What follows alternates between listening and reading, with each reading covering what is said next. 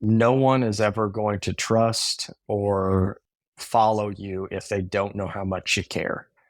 And in order to show someone that you care, there's got to be action behind that. Welcome to Vibecast, the podcast that dives deep into the heartbeat of workplace culture. I'm your host, Christy Skutvik. Join me in conversations with extraordinary leaders as we unravel their experiences, both positive and negative, that have impacted workplace culture. This podcast is more than storytelling. It's about actionable insights. Are you ready to transform the vibe at your workplace? Let's go.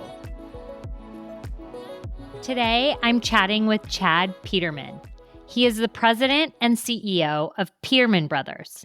The mission at his company is empowering others to chase their potential. They seek to create a place where people can be at their best in order to serve their customers. Peterman Brothers has over 600 team members serving the residential HVAC, plumbing, and electrical needs of homeowners in central Indiana. Chad is also the host of a podcast called Can't Stop the Growth. Today, Chad shares an incredible story, and I can't wait for you all to hear it.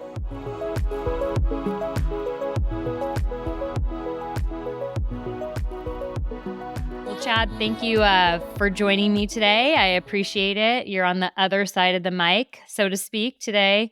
And I am just grateful for you taking the time out to talk to me. So like I do with most, I just would like to start out with you, articulating to me how you define a vibe in the workplace. Yeah, absolutely. No, I appreciate you having me on. I'm really excited to talk about this topic. I think it's extremely important. And to answer your question, to me, I'm a big believer in what I say is, a lot of people talk about culture within their workplace. And what I'm always one to say is that culture is a verb and that it revolves around action. And to me, creating the vibe that you have in your company involves the care and compassion you have for your people. And can they feel that? Can they see that? Is it something that you can really just, it kind of encapsulates the whole mission, vision, values, like that is how the company operates, both internally and then in many cases externally to your customers. Definitely. Yeah, that's so good. And I can't wait to dive in and understand how you make that happen, because I think so many organizations can say it, but to do it is a whole nother story, right? And to make it real and living and breathing within your organization is just something special, because many try it and aren't successful. So I can't wait to hear more. So why don't you just start with kind of sharing your journey of your organization and, where you started and where you've built it to, and kind of some of the, I guess, the triumphs and tribulations, if you will, of building this organization and the vibe. Yeah, absolutely. So, our story started in 1986 in the back of our garage. My dad graduated from high school, got into the HVAC trade, went to technical school, worked for a couple of local contractors, and then in the summer of '86, decided that he was going to start his own company. So Peterman Heating and Cooling was started, and I was born 3 months later. So, oh, wow. Yeah. So I always think that's an interesting part of the story. Having two kids myself, I could only imagine coming home to my wife 6 months pregnant in the middle of summer and just saying, hey, I quit my job. I think I'm going to start my own thing. So kudos and hats off to him. They are still happily married, which is a good thing. But I could only imagine what that conversation looked like. So I grew up around it.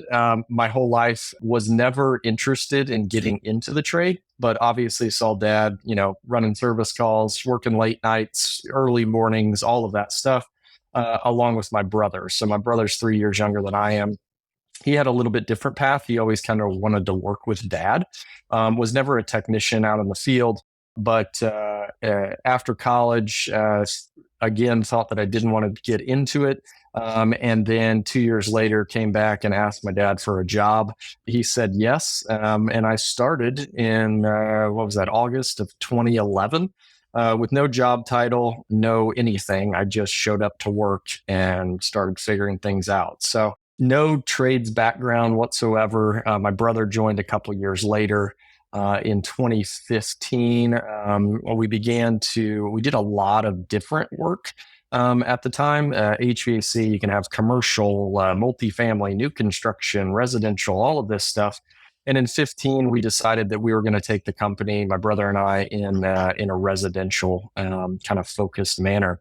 And so 2015 is kind of the start of my brother and I's story. The company is now called Peterman Brothers, and we now do HVAC, plumbing, and electrical in the residential space. We started as a smaller company, as I guess all companies do.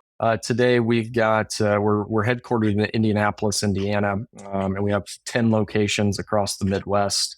We've got about 530 people here now, in all sorts of different roles, and continuing to look to build the company on kind of that, what we're talking about today, creating a culture, especially within the trades. The trades can be at first glance, can be a very rough and tumble, hard work, get dirty type thing. And really what my brother and I have tried to do is try to create a place where people feel empowered to kind of chase their dreams, chase their potential. And we have a lot of really cool success stories of people who came in as maybe a entry level apprentice and are now running a branch or just doing really cool things. And I think that is why, and most often what I tell people is that's why I come to work. Yeah, it's great to sell a furnace or install a new water heater, but at the end of the day, it's about creating a place where people can call home and people can support their families by what we're all building here today. That's awesome. Okay, so I'd love to hear more about how you do that, right? Like, so 550 people, you said, 10 locations. I mean, that scope and span is massive. How did you create the culture, and then how do you maintain it so that you can have those success stories? And I'd love to get into one of those success stories in a minute, but let's talk about, like, how did you do it, or what have you kept most important to you to make sure that you maintain, as you scale? Our kind of culture and kind of how we've done it is all based on the concept of empowerment. And to take it back to the beginning, one of the things that I was fortunate to have, which many people, if you get into the trades, not many people are going to say they were fortunate to have never worked out in the field. But as I look back on what we've been able to build, I think that is a key kind of point in the story, because at the very outset, I had to empower people and had to trust people because I didn't know actually how to do the work. And so where a lot of people in the trades get hung up is they were the master technician. They knew everything. They knew how to fix this and fix that. And they have a very tough time overcoming letting somebody else do it and maybe do it a little bit differently and maybe not do it the way that they would have done it. And so very early on, our culture was built on, hey man, I trust you. Go out there and knock it out. Like, the answer.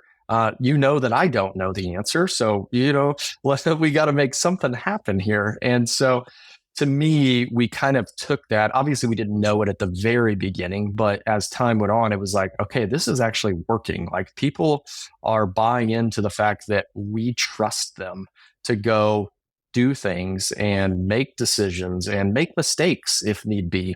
And so that is kind of how we kind of start everything that we do, is making sure that our team knows that we trust them in whatever it is that they're doing. That may not even be something technical, but like a different project or something like that. And I think, the question I get asked the most is like, well, how do you manage 550 people, like, especially at 10 locations and all of this? And my answer is simply, I don't.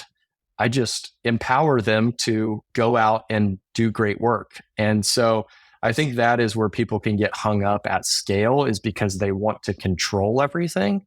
Whereas it's a skill to learn to create that vibe, as you call it, of not everybody's checking in with me on everything to do. I trust that they're doing it. And I've found that as we've grown, the more things that I stay out of, the better. Not that I Why do you don't think that is? well, I mean, I think it comes from a couple of different places. One, I'm not the expert in a lot of the different areas that we do. If we're building a piece of software or warehouse and inventory, like I don't really know anything about that. And so we've brought on people to our team that are experts in that. And so while I could sit in a room and because my picture's on the side of a truck, I could, certainly someone's going to ask me my opinion and I probably have one. But at the end of the day, I'm just kind of getting in the way. Like they don't need my opinion. My opinion's worth nothing. It's just I get one because, of my position. And, that doesn't make a lot of sense in my mind. Would you say that this is a different way of doing business for your industry? Do you think most people in this industry or most companies in this industry you were saying are like a master of the craft because they've been in the field and so they act and respond differently and so that gives you maybe a competitive advantage or a sense of loyalty or are you alternative to what else is out there from a vibe standpoint? For sure. I think where we really differentiate ourselves is most companies, I mean, we're in a very, very fragmented industry. You could look on Google right now and you could find probably, 100 different people just in your area that could come out and fix your heating and air. And so where we've tried to differentiate ourselves is the opportunities that people have here. There are many field professionals, as we call them. There's a many that have came here and left and went somewhere else and are really happy. And what I equate that to is that we're not for everybody. If you're a field professional and you just want to go out and run your 4 calls and go home and you're not super concerned about, maybe moving into a management role or growing or learning anything new, then we're probably not for you. And so where we've tried to differentiate is try to find those people that are passionate about that and do want to, you know, and there's nothing wrong if you just want to be. I mean, we have plenty of guys who, they've been plumbers for us for, 5, 10 years. And that's what they love to do. And you know what? There's a place for them on this team. But we also want them to know that the company is going to grow and there will be change and there will be new things. But the hope is we'll collaborate together and make the best possible, decision to hopefully make your life easier so that you can keep doing what you love to do. Yeah, that's awesome. I'd love to hear a story. I think you mentioned that you have a couple that come to mind of somebody who started maybe as a tech in the field and is now running a branch, and how you got them there. What was it that you did? Maybe not you single-handedly, but you as an organization did for them what they did for you. Like how you made that happen. Yeah, absolutely. So, there's a number of different stories of, different people who have risen up. And I don't want to call one individually out to forget about the rest. But to answer your question on how we did that, I think it's just providing people with resources. A lot of people come to me and go, "Hey, I think I want to go do something. Where do I start?" And so when we understood that people just didn't know where to go, we built out back in probably 2020. Yeah, because it was probably 2019. We built out our Leadership Academy. And so our Leadership Academy is basically a 5-level program that gives people the resources on how to grow themselves and grow as a leader and all of that stuff. We also do a program, or I guess I do every other week, is a program we call Future Leaders, where I talk on a leadership topic and people are, invited to come. It's not mandatory. And they're invited to come and kind of hear what's on my mind and what I'm thinking about. And then the last piece, which we created this year, which I'm super excited about, is we created a management training program that we've sent, I think, close over 50 people through. It's an 8-hour training that they do, not in a full 8 hours. They do it a couple hours over the course of a couple of weeks. And it is really, really neat. It's one of the best trainings that I've seen. Our L&D department put it together because of that very thing. One, some of our current managers had never been trained. We just said, well, you look after everybody, and never really gave them any direction. So we needed to give them resources, kind of retrain them, if you will. And then all of those people that are aspiring to be, hey, let's train them before they raise their hand and interview for a position, only to say in the interview, well, I have no training or experience, but I really want this job. It's like we have to get ahead of the game and make sure that we give them these resources so that we have a bench full of leaders that are ready to take on a task when we need them. And so those are a couple of the things that we've done. I think the other big thing is just, as a leader, I kind of always say my job is to obviously cast the vision for the organization, but it's also to set the cultural kind of pace, set the vibe, if you will. And so I do that through a number of different things. I write, probably thousands of thank you cards to our team each year.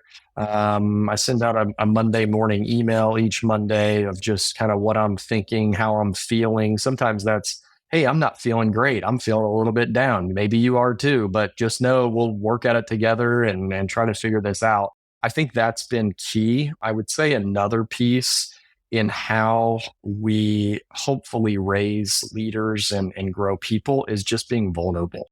When I first started, I was the least vulnerable person on the face of the planet, because my idea of it was, well, I'm leading, so nothing can ever be wrong. I basically have to be almost like a robot and just, wake up first, you leave last, you do all of these things. And what I've learned is that you're not super relatable if you're like that. And I think being relatable really plays into your favor when you're trying to get people to buy in to what you are creating and want to get on board because they see you as human, not someone other than, which we're all human. We all have bad days, good days, crap going on in our lives, whatever it may be. Okay, how did you come to that realization? Because that's big, right? Especially if you came in pretty young into the organization, you saw the things that your dad did, your brother's there. It sounds like he has a technical background, and you want to be all things to all people. And that's commendable, right? It's not necessarily a bad thing, but how did you come to the realization that's probably not going to serve your organization well or serve you well? Yeah, I think it was, just as we scale, obviously there's problems and situations that you've never ran into. And what I found is, and I think a lot of this was kind of, encouragement from, my wife and just people I talk to. And it's like, you need to share that. And I'm like, oh, shoot, what if I share that? Well, then, someone's going to think that something's wrong or what do I do? And I think kids help that too, a little bit because, two young kids running a company, doing all of those things, like that can be hard sometimes. And acting like it's not is being, somewhat fake in my mind. And so I think it was just kind of just me learning that and being willing to talk about it and then seeing the response that I got from people like, oh man, thanks for sharing. Like I was feeling that too. I didn't know if it was just me but it's nice to know that I mean, I'm not happy you're struggling, but it's nice to know that others are and all of this stuff, because I think we can be, when the company's growing and everything's going right, it can just be like, oh, well, basically they hit the lottery and, this, that, and the other. And it's like, we're all kind of working through this. And so I've been really kind of maybe overly willing to kind of share the struggle and relate that back to what I'm going through so that it hopefully gives other leaders in the organization kind of that empowerment to, hey, go ahead, share that. Like, you don't have to hide that. Like, we're all human. And sharing kind of that struggle makes us a hell of a lot more relatable. Yeah. Has that backfired on you? Not that I know of. Maybe there's probably someone out there that's like, "Oh, I'm not following this knucklehead. He can't even figure this out." So I'm sure that there's been some out there. But I would say that the positive probably far outweighs the negative. I've never directly heard any negative, but that's probably to be expected. But yeah, I mean, it may have, but I always look at, okay, there's always going to be some people who don't buy into that, but the people that have given me feedback and have bought in, like those are really the people that I want to buy in anyway. So when I look at it from that perspective, I feel like I'm still doing the right thing. And so, yeah, I mean, maybe it could have, but hey, who knows? Maybe I'll ask that on Yeah. Monday. Like you said, you're not for everyone, right? Yeah, exactly. Exactly. Yeah. No one is, right? Yeah. Yep. How do you, okay, so when you open a new branch, how do you ensure, I think about, okay, so I'm in California, right? I think about In and Out. And when they have a very prescriptive way of doing the things that they do in order to maintain their vibe, their culture, their the look and feel, all of the things. So is there any secret sauce, if you will, maybe not so secret, that you'd say when we open a new branch, this is how we ensure we translate everything that we've worked so hard for into this new branch? Yeah, so I think that's a great question and something that I get asked a lot because there aren't a whole lot.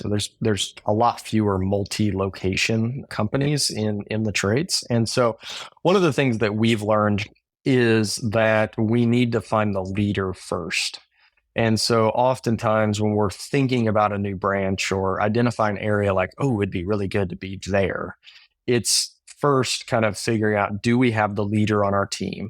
In a lot of cases, we do, or it's maybe approaching somebody and saying, hey, what do you think about this? Because at this point in time, they'd more than likely have to move or relocate or whatever that looks like in that certain circumstance. So it's a lot about finding the leader.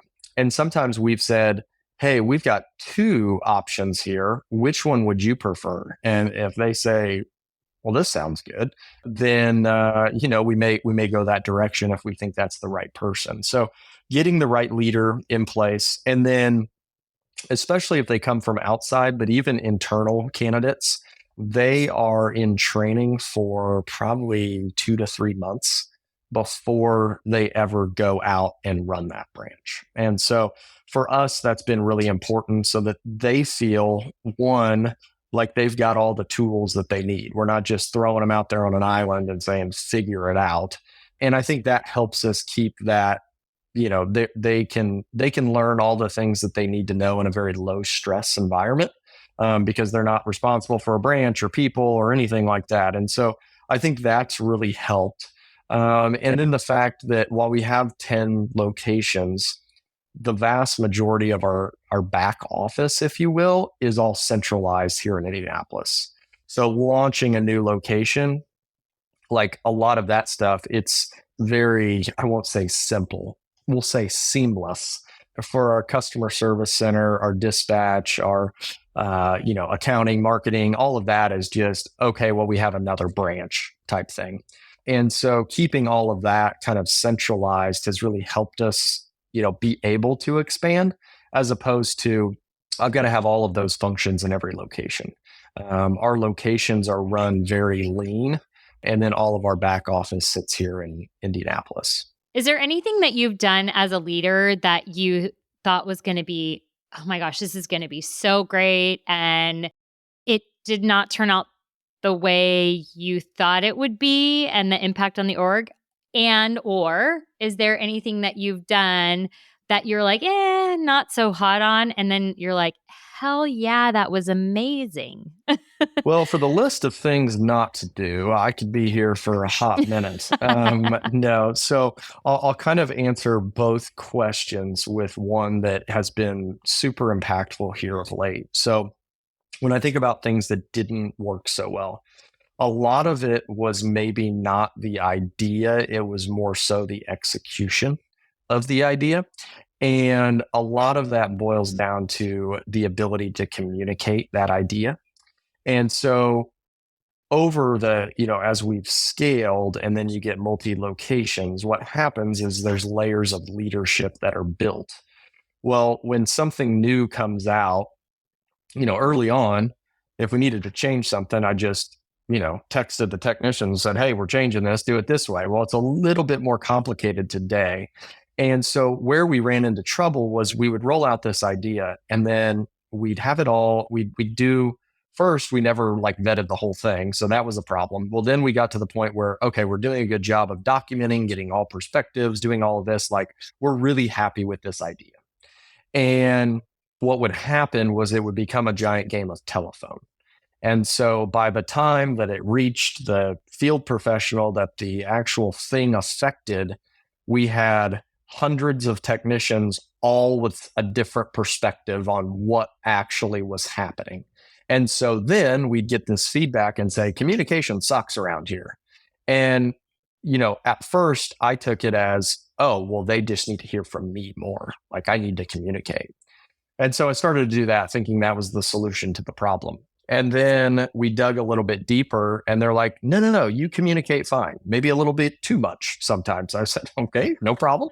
But they said where it breaks down is that there's all these like layers. And by the time it gets to me, it doesn't sound like as good of idea when I talk to you about it and say, hey, this is wrong. And I go, no, no, no, that's not the way it's supposed to be. It's supposed to be like this. And then you do this and that will work like this. And they're like, oh, well, that makes perfect sense. But that's not what I was told.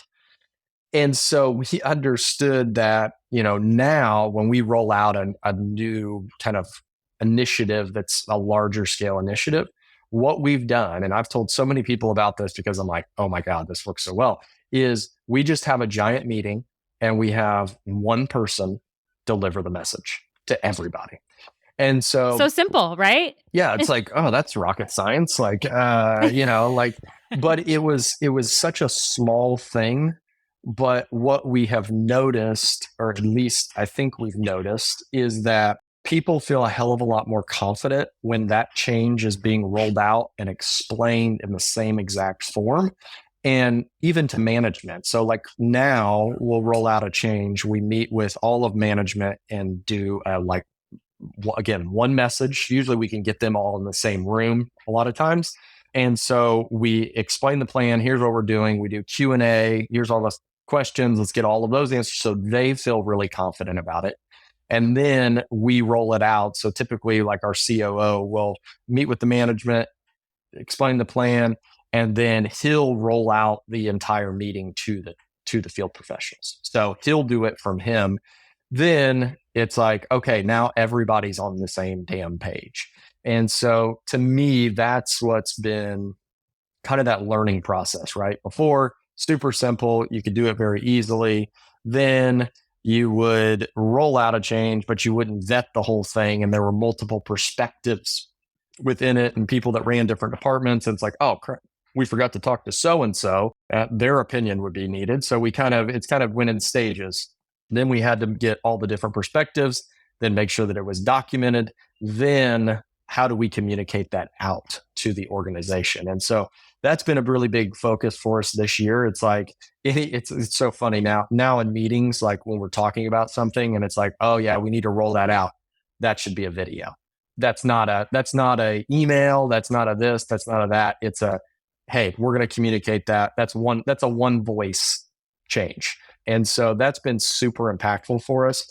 And I think something that we've learned to do when it comes to kind of the whole communication piece, for sure. So in terms of communication, I'm so curious. You have, a lot of technicians in the field, and I think this is common for service-based industries, right? The challenge is communication, and how do you get to them? Because they're not sitting in front of a computer all day. They're not waiting for your email to come through. Maybe they don't even have a company email address. I don't know. So what have you found? I hear you saying getting them all together. What else have you found effective in communicating with them to make sure? Because there might be things that are like a little bit quicker where you wouldn't pull everybody into a room, but they need to know. How do you go about that? How do you do that? What have you found to be successful? I always tell people the one thing that frustrates me about this industry is I can't have like a 2:00 afternoon meeting with the whole team because they're out in customer homes. And so there's really only one time to meet, and that's at 7 a.m. And that's when the meeting has to be because that's before they go out for the day. And so you bring up a great point, and it's like, how do you effectively communicate to people that are in their own truck by themselves, oftentimes communicating with a customer? So it's like, we used to have this big kind of issue. It's like, well, the technicians never read their emails. And I finally brought it up. I'm like, when are they supposed to do that? They're they're driving in a vehicle or they're in a customer home. That's it. That's what they do every single day. So And we want them to keep doing that. yeah, I don't need them sitting down for some office hours. And so that's been tricky. We have a number of kind of Teams channels within each department. That's, guys exchanging information, asking questions, doing all of that stuff. So that's been really good. We'll send out still emails and different stuff like that. But a lot of it has just been, we're working on some stuff right now that gives them dashboards, so that it's basically like an app on their iPad that they can go to and they can see all of the information that they care about. And so a lot of that has been, kind of bringing in technicians. Hey, what do you want to see? Like, what do you need? We'll just put it all in this one repository so that you can go get everything you need. So I think to answer your question, I think that the biggest thing is asking them what they want. And I talk to people about this all the time, and it gets brought up with, the whole millennial thing and whatever generation we're on to now. It's like, we do realize that the generation, preceding the new one is probably going to complain about the next one. Like, I think that goes back. For sure. Yeah. Like even the generation that, came before the millennials, I can't remember what that one, whatever it is, we don't have to get into all that, but like they're all going to complain. So if we know that there aren't like a bunch of, of your generation signing up to be this position, then we have to meet them where they are. So if that, it just boggles my mind sometimes. I'm like, well, I don't, this is a common one from my dad. I don't understand why these guys just don't want to work all the time. I'm like, yeah, I don't necessarily either, but rather than try to convince them of that, maybe we just figure out how we can meet them where they are. And I think that's the biggest part of trying to communicate to, a bunch of different generations and stuff like that. It's like, well, like if they don't read their email, like I'm sure some of them do, then send it out in an email, send it out in a text, send it out in whatever. And then hopefully they'll get that information. But I think that's just an important part in leadership today, because these different generations, yes, they have different things and we're never probably going to understand it. But I always am quick to remind when my parents complain about millennials that they raised one. I am. So who do we blame now? Yeah, exactly. So, yeah.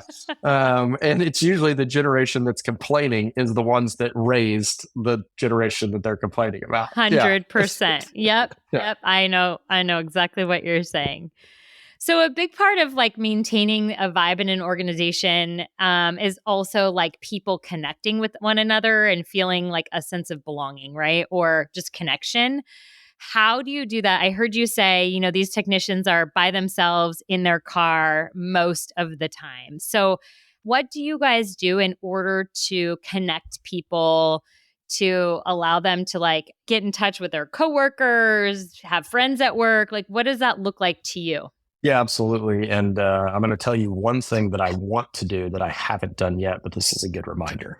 So we do all of the normal stuff, right? I mean, it's, you got the breakfast, you got the, fun event or the team building activity and all of those things. Like we do all of those things. I don't think that there's any one of those that's like super like, oh my God, you got to, do this and it will work. Like we're doing all of the things that most people do.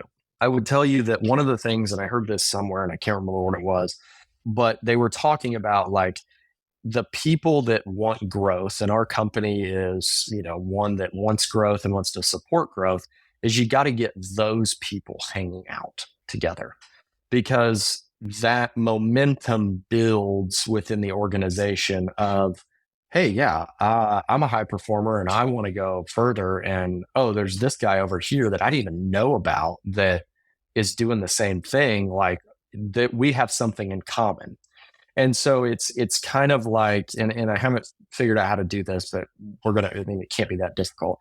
We're going to figure out how to get high performers, people that are interested in growth, like making a place where they can go hang out with each other. I think it also builds like, you get those people talking about, yeah, we're going places, like this is going to be awesome. And, we're building things, and they get each other excited. Whereas if you're siloed, or you maybe work with a few coworkers who aren't super excited about that, all of a sudden your perspective gets a little bit tainted as to, well, maybe I am wrong. There's three of them and one of me, and what are we doing? And so that's one of the things I want to try to facilitate. But yeah, I mean, we're doing all of the regular things. They are a little bit difficult because people are in different places all of the time.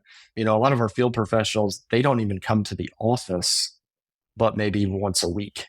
The rest of the time they go straight from their house to the customer homes and drive around all day and figure that out. So that's a really big piece to what we do, because there's always in this industry been, and we try to break it down like a battle between the office and the field. And like the office, they're just they don't even know what's going on, they're just making up all this stuff. And then the office is like, well, the field, they never do what they're supposed to do. And it's just like, guys, we're all on one team. Like, we can figure this out. But a lot of our, in trying to, keep that vibe, is really making it super apparent that we're trying to make the technician's life easier, because we know that they are the lifeblood of what we do. We are in the business of selling skilled labor, and they are that labor. And so trying to figure out how we can, build rapport with them by letting them know, hey, what is all the stuff that sucks about what you do? Let's go and try to fix that. Now, there are certain things, and I've had funny conversations with technicians, and I'm like, tell me something that sucks. Like, what's bad? And he's like, well, this is terrible. And I'm like, okay. Like, one example is like ordering parts. Well, I hate calling around and trying to find the part. And I'm like, okay, totally understand. That can be super frustrating. How do we think we fix that? And just talking to them, like, yeah, let's come up with a solution. He's like, well, I don't really know. And I go, yeah, now that I think about it, I don't really know either, because I think if in life, if we want something, you got to kind of call around to figure out where it's at. Like, there's no like, woo, I figured it out. And you didn't have to call around to do that. And he's like, yeah, that's a pretty good thought. And I go, we may just have to agree that's going to be one of those sucky parts of the job. I go, hey, there's a few sucky parts of my job too. But there's really no way around it. Like, I got to go do it. And he's like, yeah, I never really thought about it like that. I just kind of thought, well, this really stinks and I don't like doing it. And like, he's like, yeah, well, okay, I feel better now. I'm like, okay, good. I'm glad. Me too. Because now that's one problem that we just agree that just got to be one of those parts of your job that you just don't like to do. We all have those. Yeah, we do. And also, I think it's like a good recognition to say, like, there's going to be parts of the job that suck, but let's put it in perspective of like, it sucks and it just is, in order to like work on this bigger, brighter, better thing.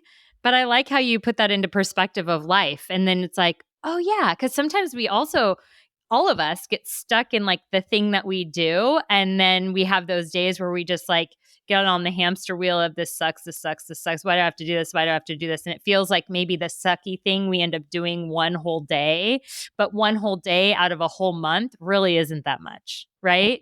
I was equated to raising a 2-year-old. There's a lot of crappy parts about that. He doesn't listen. He didn't want to get dressed this morning. All of these things, but there's also a lot of really great things about that too. Yeah. Oh, that'll get better. My youngest is 9. Trust me, that'll get better. Okay. Yeah. Yeah. Well, if there is one thing that people could walk away with that are listening, that you would say, like, go do this now to start improving your vibe or enhancing it. I won't even say improving it, because that, alludes to something is bad, but just enhancing what you have. What's that one thing that you feel like you've been carrying that has really been helpful to you, your leadership, your organization, that's simple and, you can start right now?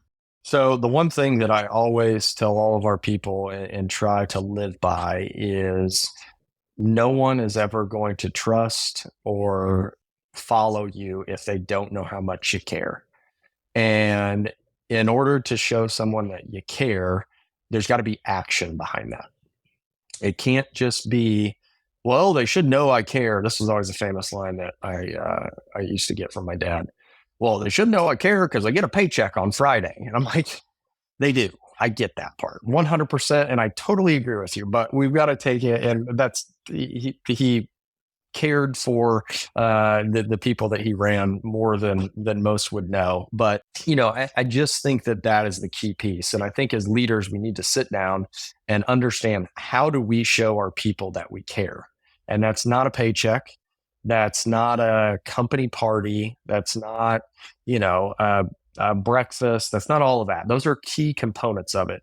But the true care is knowing somebody's name, walking around and asking how their weekend was, knowing when they're struggling and being willing to sit down and say, hey, do you want to talk about it? Do you want to dig in and see if we can't figure something out?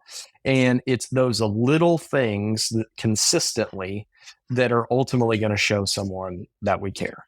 I always say, if I never talked to my wife and didn't do anything, but I got her flowers every week and just wondered why she doesn't think that I care about her, you can't do that. So it's all the little things. Yes, the flowers are important, but what are all the little things that you're doing to show that you care? And I think we can get away from that as leaders, especially as we scale.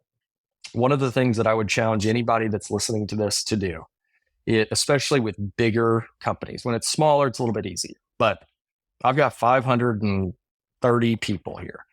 I probably, on a just seeing you, and I am terrible with names, I probably know 400 of them by their first name. And one thing that I constantly do around our office is that when I see somebody, I don't just say, hey, how's it going? I say their name. Hey, how's it going? Or how's your day going? Or whatever it is. And it's a very simple thing. But I will tell you that people that come here that aren't no one comes up to me that works here and says, I really enjoy that you say my name. But when I, have guests or something like that, one of the comments that I get is, do you really know all those people's names? And I go, well, yeah, that's my job. I lead the culture here. And what would the culture look like if I just sat in my office all day and never talked to a single soul and didn't know anybody's name? I'm fairly certain that they wouldn't work as hard as they work if that wasn't the case. And so that's my big thing is, especially in large organizations, the more that you can get out and see how people are doing and touch base with them and talk with them and write them thank you notes, and all of those things are just the little small pieces. So focus on the little stuff. It will pay off really, really well. Yeah, it's like those micro moments that matter. I mean, you are spot on with how you relate that to family or even kids, right? Just sitting at the dinner table is going to mean far more than taking them to Disneyland once a week. It just is. When they look back, maybe not in that necessarily moment, but as you look at the context of the whole, that's what they're going to remember most, honestly. Yep, absolutely. All right. So now I have a little fun lightning round where we just, I want to get to know you a little bit more. So I'm going to ask you this or that, and you respond. And if you want to share anything more on it, you can. If not, great. So beach or mountains? Beach. Coffee or tea? Oh, coffee. All day, every day. Yeah. Netflix or live theater? Oh, Netflix. I'm much of a theater person. Cats or dogs? Cats. I would have put you as a dog person. And let me think. Do you like some people like drizzly, rainy, fireplace on weather, or do you prefer hot sunshine? It's good for your business either way. So yeah. So I'll go with the first, but I'll add one caveat. Living in the Midwest, the fall here, the smell of the fall with the leaves, and it's a little bit cold out, and you got to put on kind of a sweatshirt weather. That's my jam right there. That's your jam. That's awesome. Cool. Well, thank you so much. I just really appreciate your insight, your thought, your time. And I really hope people can take something away from this and start doing it now. Yeah, absolutely. Thanks for having me.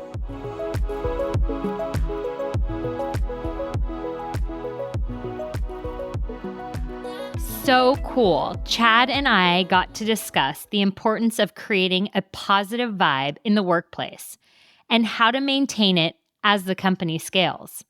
It was great to hear him emphasize the role of trust and empowerment in building a strong culture and the need for leaders to be vulnerable and relatable. Chad shared the strategies his company uses to develop leaders and maintain their culture, including a leadership academy and regular, consistent communication. He also explains how they ensure a seamless transition when opening new branches by finding the right leaders and centralizing back office functions. I think a simple message to keep in the back of your mind as you lead people, an organization, or a project team is something Chad mentioned. The trouble in communication lies in the giant game of telephone. Be clear, create systems so the message doesn't get lost as it trickles throughout the organization. This can be a true culture killer. Funny how the games we played as kids apply to running a company. Don't forget to keep it simple and keep vibing. If this episode inspired you and you want to see how you can take the next step to creating a better vibe within your organization, I'd love for you to download our complimentary 75 Vibes worksheet. This is a simple tool to create a habit and mindset around creating great vibes in work and life. The best part, it's simple and it works.